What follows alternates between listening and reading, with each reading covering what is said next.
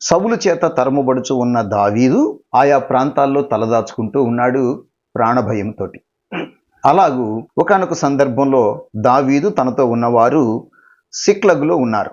సిక్లగులో వారు కాపురం ఉన్నప్పుడు దావీదు మరి తనతో ఉన్నవారు లేని సమయం చూసి పక్కనే ఉన్నటువంటి శత్రువులైన అమాలేకీయులు ఈ సిక్లగు మీద దండెత్తి వచ్చి దావీదుతో పాటు ఉన్న వారి సమస్త ఆస్తులను, వారి భార్య బిడ్డలను చెరపట్టుకుని తీసుకుపోయారు.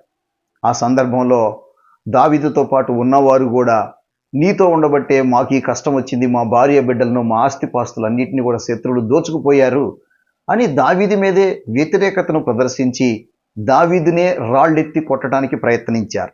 ఆ సందర్భంలో తనతో ఉన్నవారే తనకు వ్యతిరేకులైపోయిన వేళ కృంగిన దావీదు వెంటనే దేవుని సన్నిధికి వెళ్ళినట్టుగా మనం చూడగలం.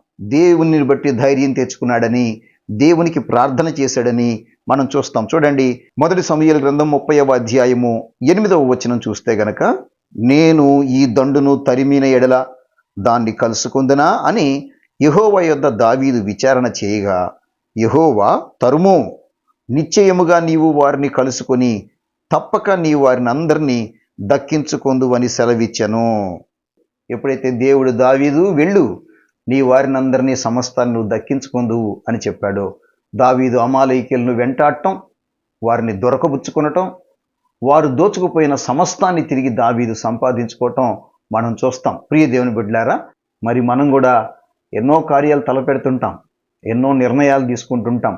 అది వివాహమే కావచ్చు, ఉద్యోగమే కావచ్చు, వ్యాపారమే కావచ్చు, మరొక ముఖ్యమైన పనే కావచ్చు. దేవుని యొద్ద విచారణ చేస్తున్నారా? దేవుని చిత్తం ఏంటో గ్రహిస్తున్నారా?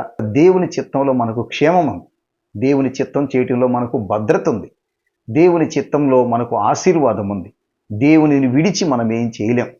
యేసు ప్రభులు వారు కూడా చెప్పారు కదా, నాకు వేరుగా ఉండి మీరేమీ చేయలేరు, నాలో మీరుంటే, మీలో నేనుంటే మీరు బహుగా ఫలిస్తారు అని దేవుని వాక్యం సెలవిస్తుంది.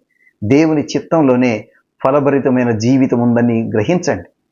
ఏదైనా చేయవలసి వచ్చినప్పుడు, నిర్ణయం తీసుకోవలసి వచ్చినప్పుడు దావీదు వలె దేవుని యొద్ద విచారణ చేస్తే, దేవుని అనుమతి మేరకు దైవ ఇష్టానుసారమైన పని మనం తలపెట్టి ముందుకు వెళ్ళినప్పుడు నిశ్చయంగా ఖచ్చితంగా ఆ పనిలో మనము విజయం సాధించగలం, లాభాన్ని పొందగలం.